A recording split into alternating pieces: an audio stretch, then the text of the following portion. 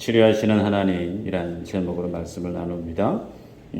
말씀 주위에서 제가 PPT 성경 구절을 준비한 게 있습니다. 나중에 보면서 같이 보도록 하겠습니다. 본문은 15장 다음에 있는 내용인데요. 15장 우리가 보았을 때에 마라의 사건이 있었고, 그 마라의 사건 이후에 엘림에 이스라엘 백성들이 도착을 했고, 그곳에 장막을 쳤었던 내용을 우리가 보았습니다. 그 엘림에서 물도 마시고 나름 쉼을 갖고 나서 소위 재충전하고 난 이후에 이제 출발을 하면서 신광야를 향해 가는 여정 중에 있습니다.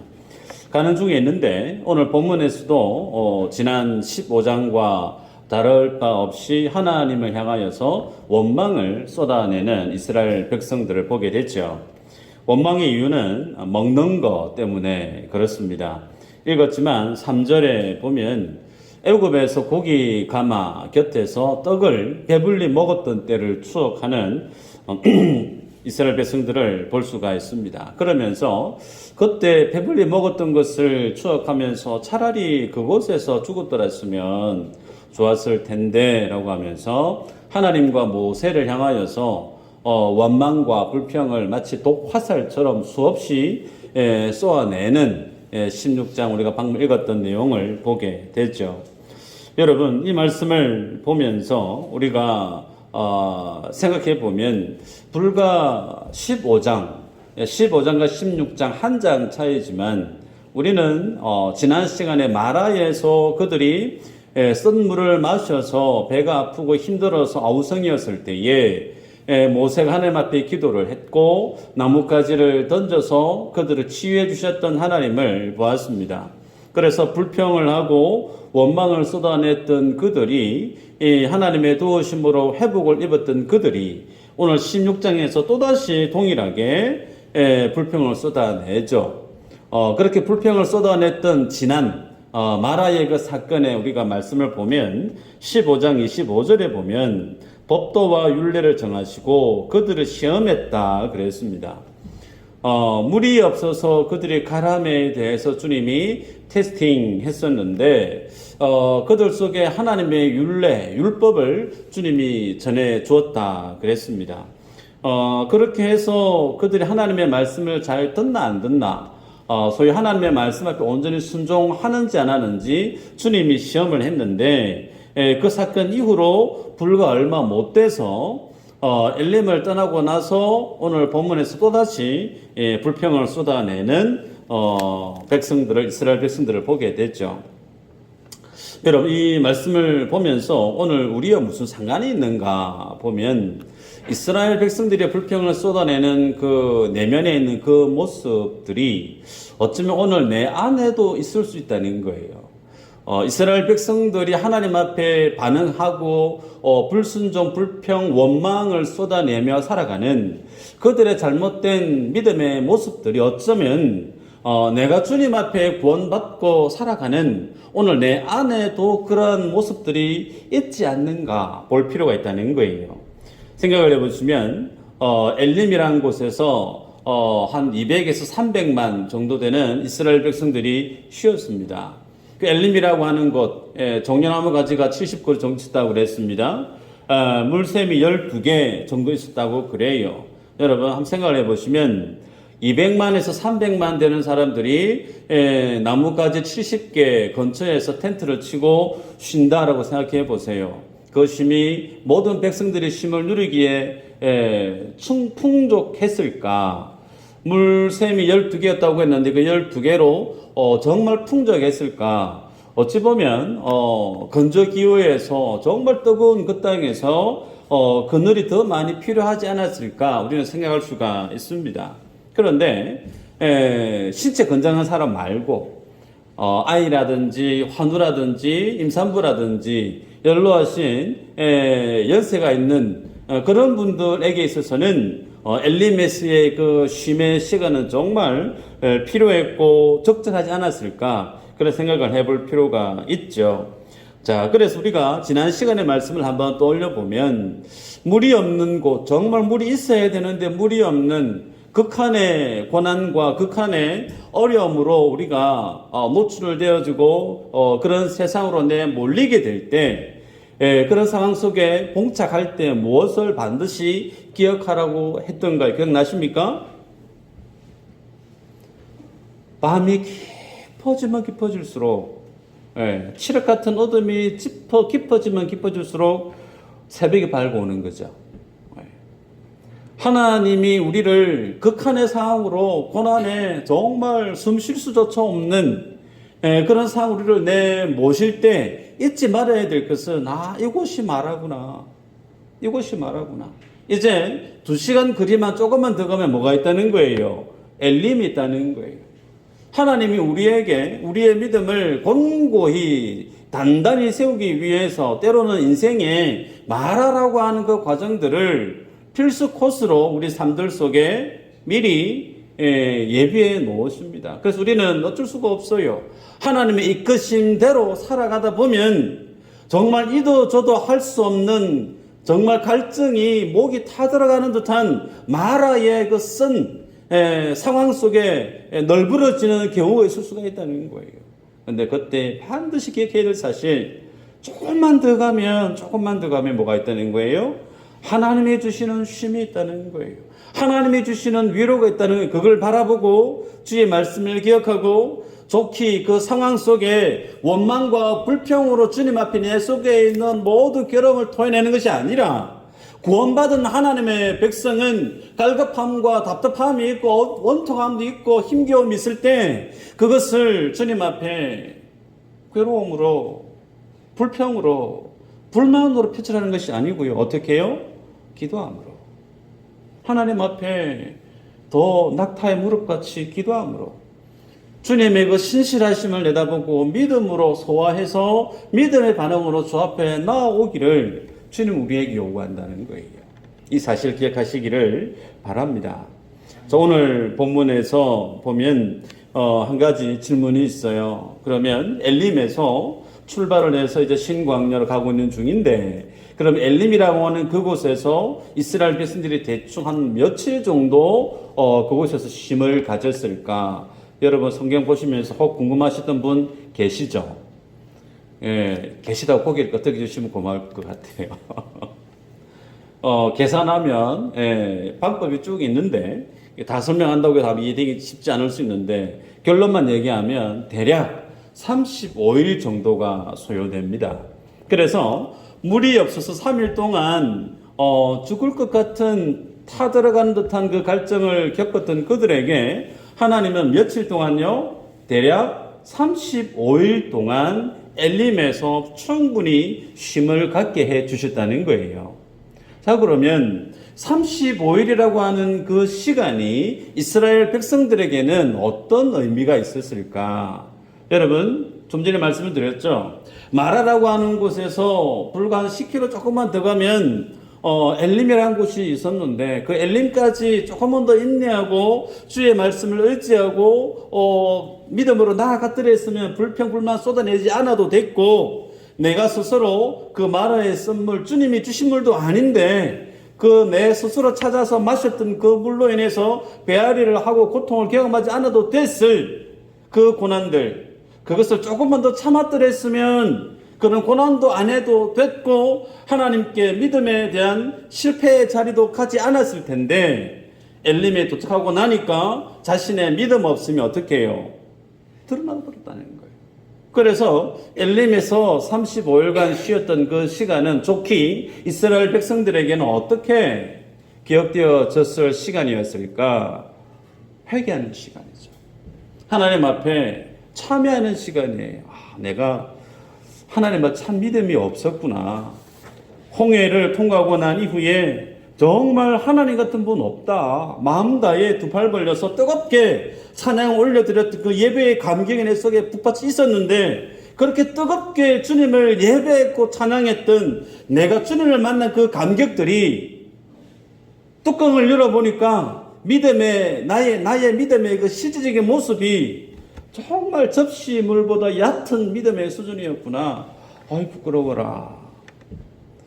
하나님, 내가 다시는 원망 불평하지 않고 주의 신실하심을 내가 붙들고 능력의 주님 구름 기둥 불기둥을 바라보면서 내가 끝까지 주님 앞에 불평하지 않고 원망하지 않고 내가 구원받은 하나님의 백성답게 살겠습니다. 아마 그런 깊은 참회의 시간, 회개하는 시간, 자신을 돌아보는 시간의 의미로 35일간을 보냈으리라 좋게 상상할 수가 있죠. 여러분, 그렇게 보냈던 시간의 결과가 뭐죠? 오늘 읽었던 2절에 보면요.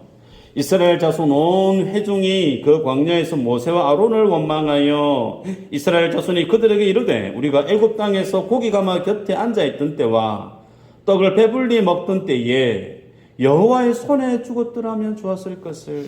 누구 손에요? 세상에 하나님을 어떻게 인식하고 있어요? 하나님은 나를 죽이는 분들이 이해하고 있다는 거예요. 그러면서 너희가 이 광야로 우리를 인도해 내어서 온 이 회중이 줄여 죽게 한다 그럽니다.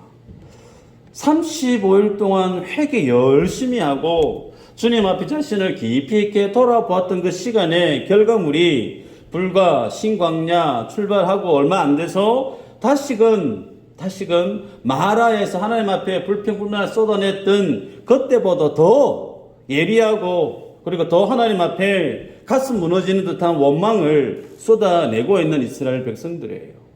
우리는 지난 시간에 마라에서 불평을 쏟아냈던 그 모습 앞에 모세가 어떻게 행동했었느냐 하면 하나님 앞에 부러지졌다 그렇게 기록하고 있습니다.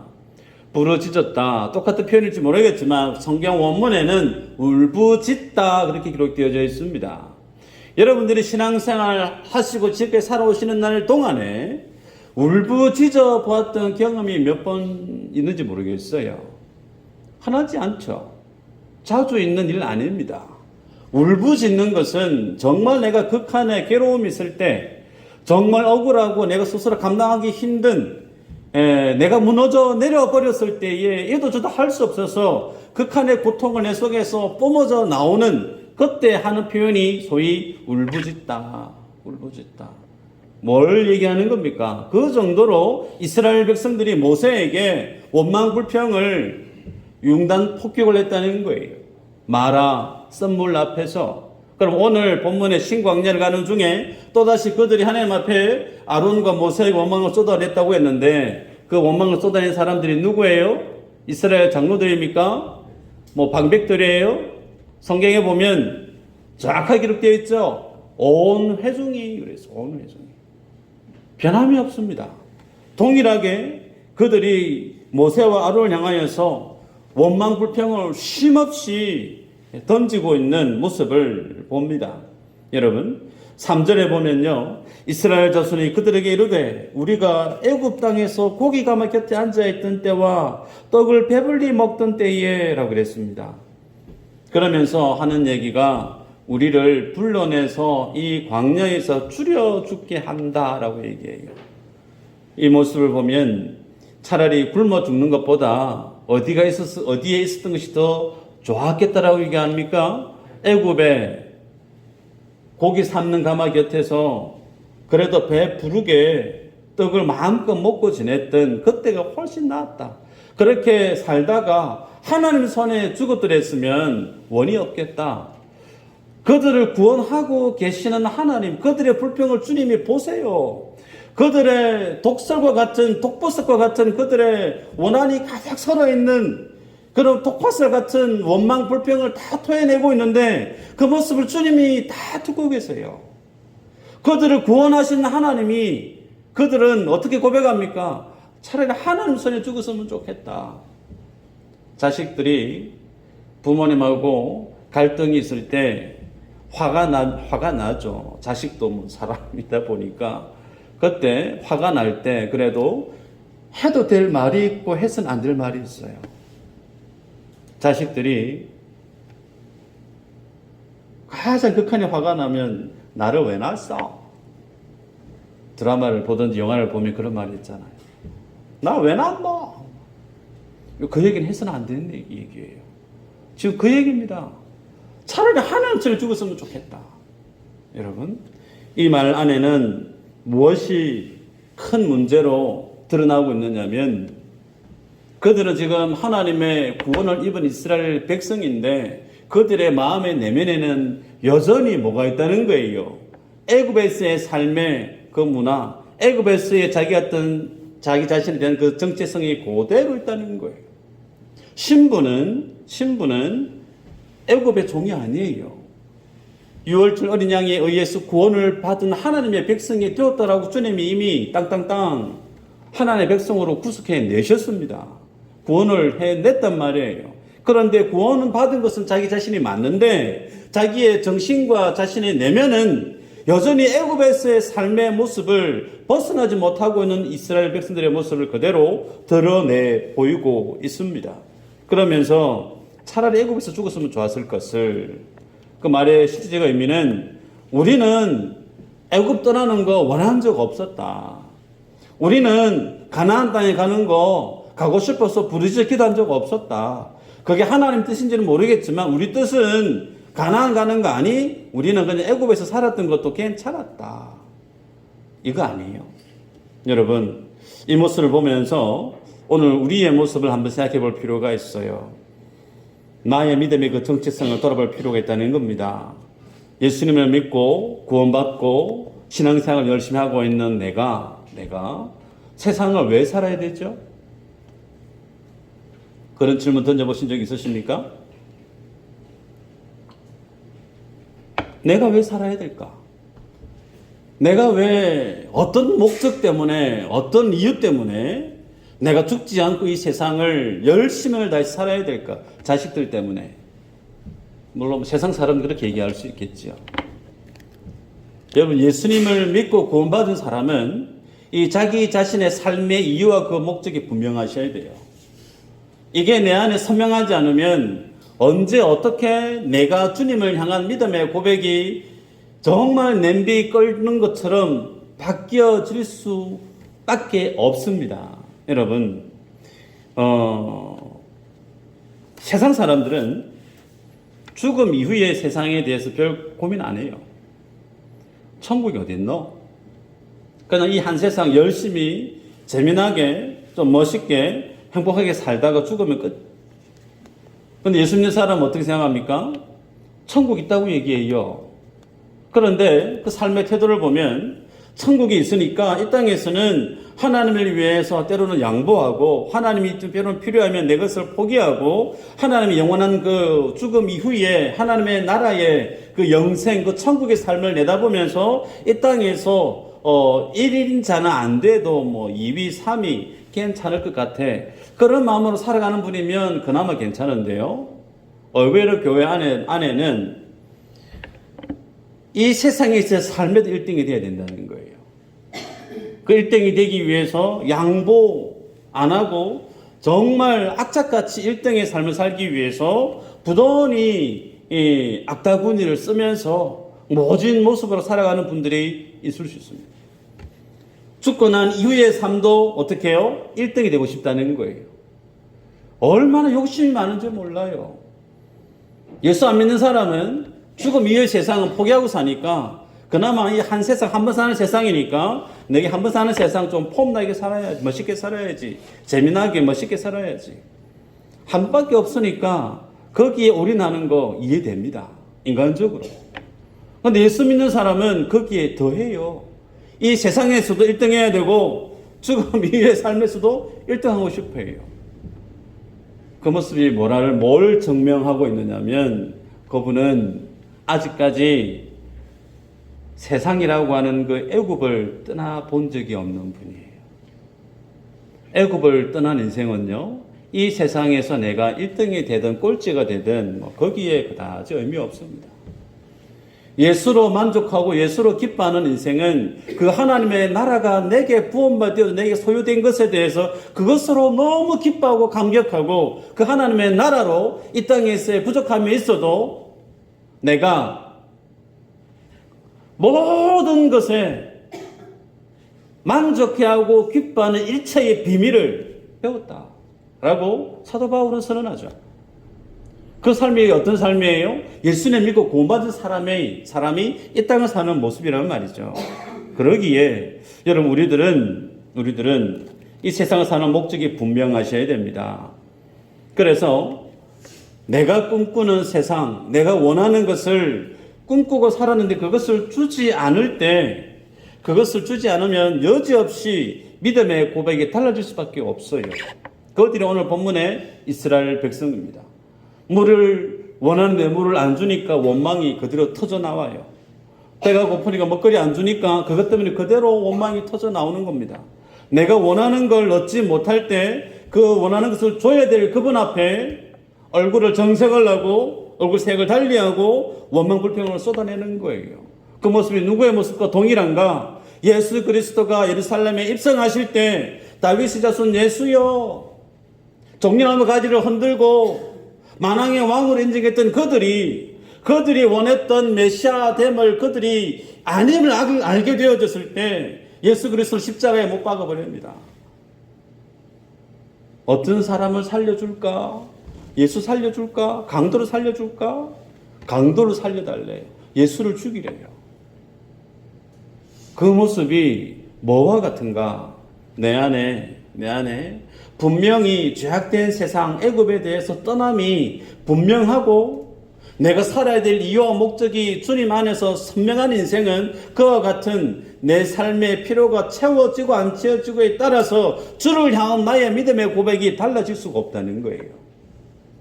오늘 내가 주님을 향한 믿음의 고백이 어떠함을 깊이 있게 돌아볼 필요가 있습니다. 자, 그러면 본질적인 질문이에요. 하나님이 몰랐을까요? 얘네들에게 먹거리 안 주면 배고파가지고 힘들어하는 거 정말 불평불만 쏟아낼 걸 주님이 모르셨을까? 알죠.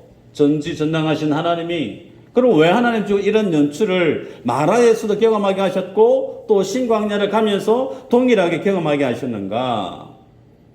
첫 번째는 이스라엘 백성들이 지니고 있는 그들의 믿음의 수준이 여전히 현저하게 옅고 그들의 믿음, 그들의 생각은 전혀 변함없는 그들의 죄악을 보게 하는 거예요.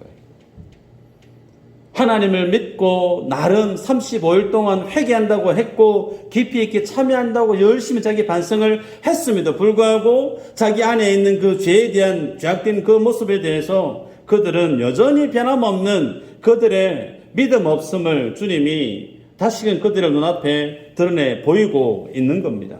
그래서 그들에게 주님이 4절에 보면 하늘의 양식을 비같이 내리게 주겠다. 그러면서 다시금 주님이 말씀합니다. 그들의 내 율법을 준행하나 아니하나 내가 시험하겠다. 그렇게 말씀을 하시죠. 전에는 물로 테스트했으나 이제는 먹거리 가지고 주님이 테스트하시는 것을 볼 수가 있습니다. 그럼 이를 통해 우리에게 주시는 교훈이 있어요. 뭐냐면 구원에 관련된 내용인데요. 구원은 여러분 잘 아실 겁니다. 이미와 아직 사이에 있습니다. 개혁주의적인 관점에서 우리가 성경을 볼 때 내가 주님 안에 구원받았다라고 하는 그 구원의 가장 큰 카테고리는 이미 나는 예수님을 믿어서 구원받았을 뿐만 아니라 나는 아직 주님 앞에 구원을 완성해 가야 되는 시점에 넣어 있다는 거예요. 그래서 그 모든 구원의 처음과 중간과 그 마지막 기점까지 그 구원을 하나로 꿰고 있는 하나님의 구원의 유일한 방법은, 길은 하나님의 은혜 외에는 없다는 거예요. 여러분, 이스라엘 백성들이 유월절에 어린 양으로 구원함을 입었습니다. 홍해 바다에서 애굽의 군대와 함께 죽었어야 했던 그들이 살아났어요. 그 모습에 대해서 우리는 앞서 보았습니다. 사도 바울이 홍해 바다에서 모든 이스라엘 백성들이 뭐 받았다고요? 세례 받았다고 그랬죠. 세례는 두 가지 의미라고 그랬습니다. 죽음과 예수 그리스도와의 연합의 의미라고 그랬죠. 나의 옛사람은 이미 죽었다라는 거예요. 그래서 그 죽었던 나의 옛사람은 이제 없고 그리스도와 연합되어진 내가 예수 그리스도 다시 거듭나서 다시 태어난 사람, 그래서 born again이라고 그러잖아요. 그게 세례의 의미 아닙니까? 그래서 그들은 애굽에 종되었던 그들의 자리에서 이제 하나님의 백성이 된, 하나님의 구원을 입은 그들의 모습인데, 그럼에도 불구하고 그들 속에 무엇이 그들이 있었느냐면 삶의 현실 속에 있는 그들의 죄의 문제가 그대로 놓여져 있음을 그들로 하여금 주님이 보게 하십니다. 구원은 어린 양의 죽음에 의해서 나의 죄가, 모든 죄가, 과거, 현재, 미래 그 모든 죄가 어린 양의 피의 값으로 다 지불되어졌어요. 그래서 우리는 이미 구원받았다라고 얘기해요. 그것이 칭의라고 하는 교리적인 가르침이죠.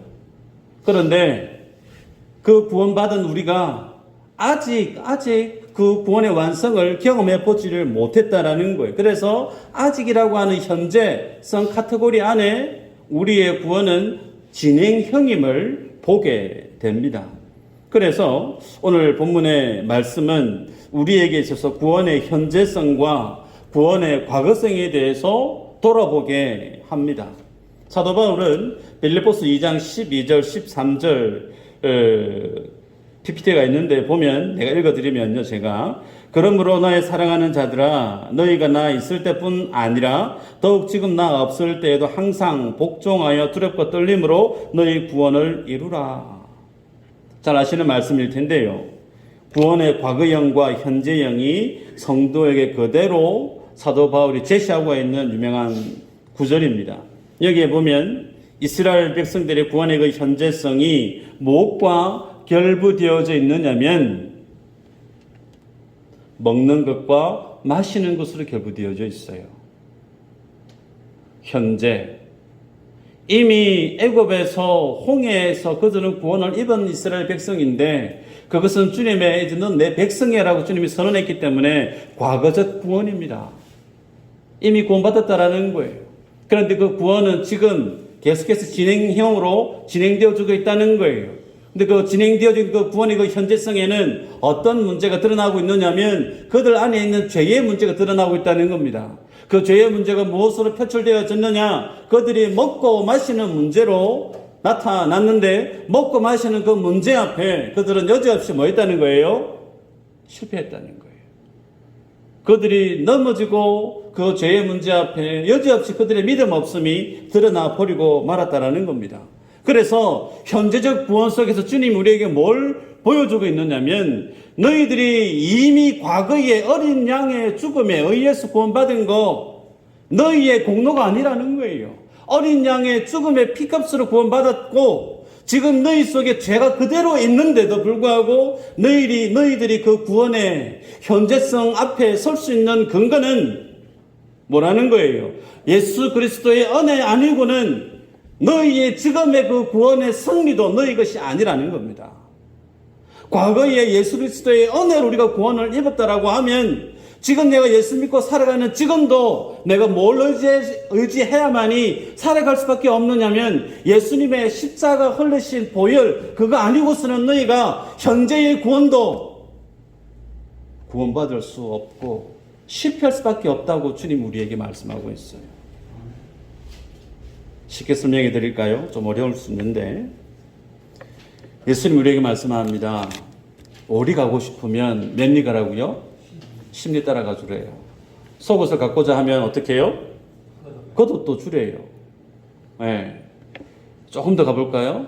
원수를 어떻게 하라고 그러고 하던가요? 할 수 있습니까?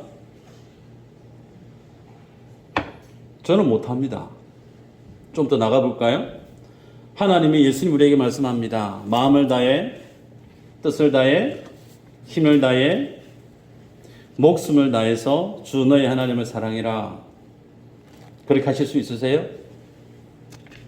저는 못합니다. 내 이웃을 내 몸과 같이 사랑해라. 여러분 내 몸처럼 내 이웃을 정말 사랑하실 수 있으세요? 한 번도 소남 없이 변함없이 끝까지 주님 앞에 서는 그 시간 동안 그 이웃이 내게 어떤 모습으로 보이든 상관하지 않고 내 목숨처럼 그 이웃을 한결같이 끝까지 사랑하실 수 있으십니까? 불가능해요.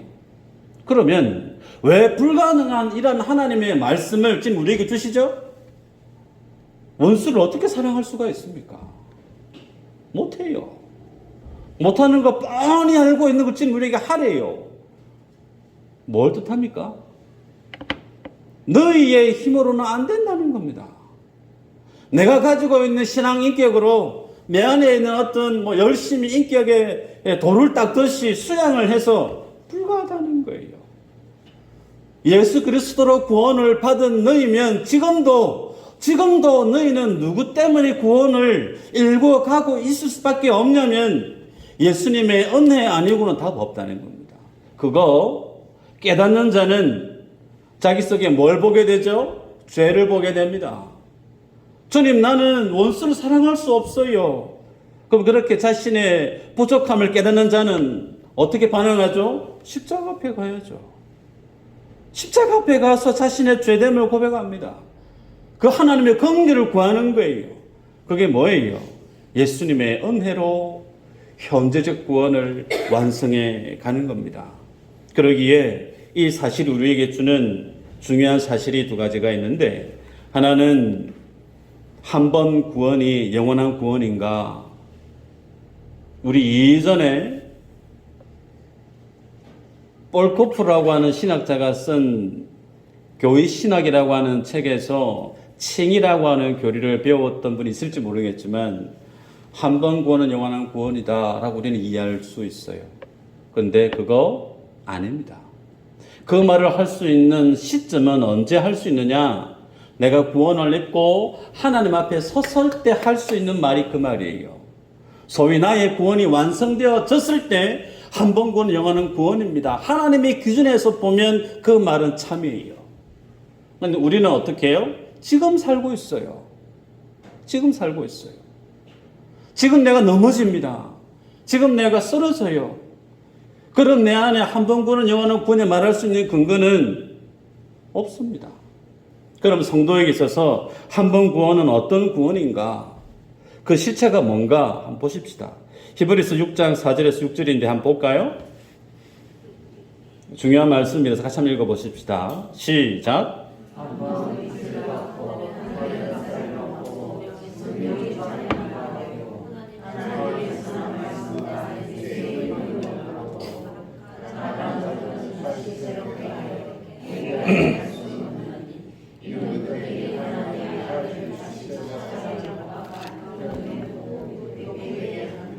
네.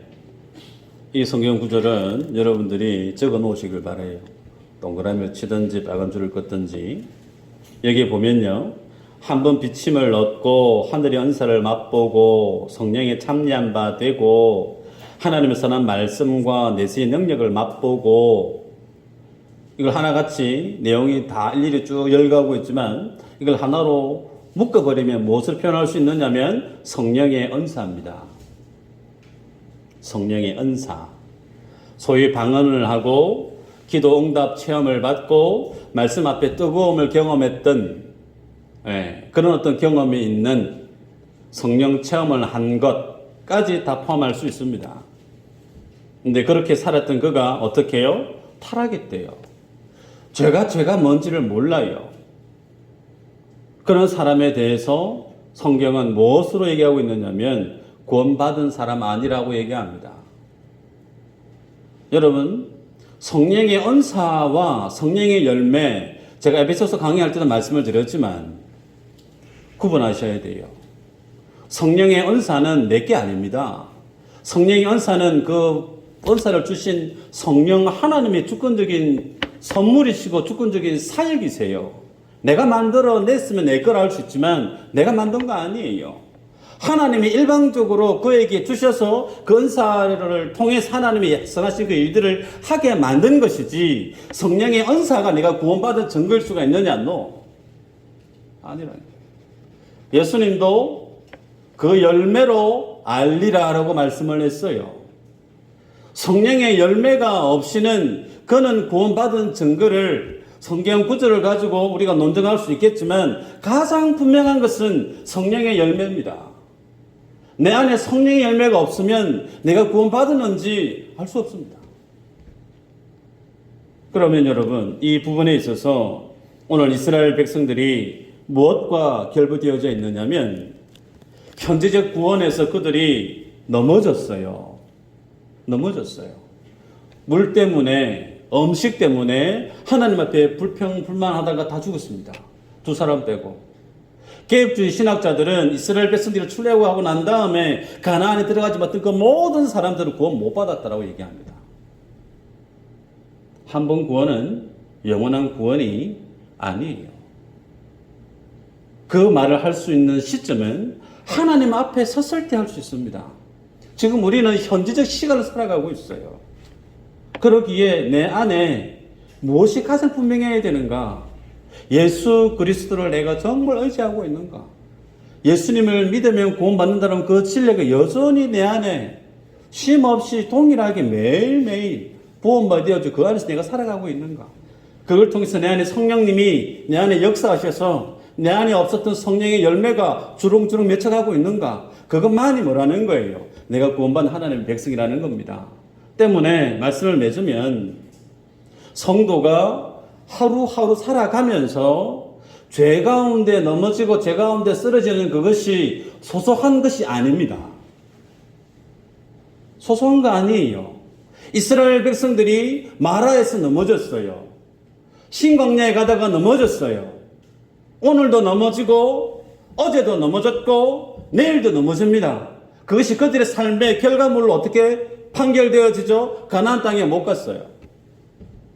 성도가 예수님을 믿고 세상에서 넘어지고 쓰러질 수 있습니다. 그러나 그것이 일상이 되어져 버리면 그 모습과 이스라엘 백성들의 모습과 뭐가 다르죠? 다른 거 없습니다.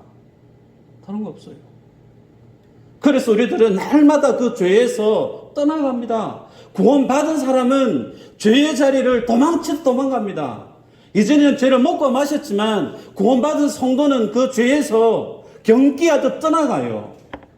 그 모습이 내 안에 분명하게 있어야 됩니다. 그거 없이 어제도 쓰러졌고 오늘도 쓰러지고 어쩔 수 없지 뭐. 물어보셔야 돼요. 내가 구원받는 거 맞나? 내가 예수님 믿는 거 맞나? 물어보셔야 돼요.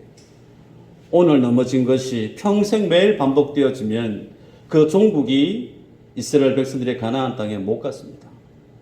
우리에게 동일하게 물어볼 수 있는 중요한 질문이에요.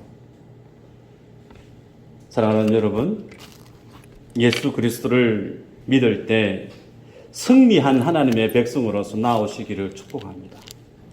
성령을 의지해서 죄의 권세를 꺾고 죄의 유혹을 뿌리쳐 뽑아내고 하나님의 사명 앞에 승리한 감격으로 주 앞에 예배할 수 있는 우리 모두가 되시기를 주 이름으로 축복합니다.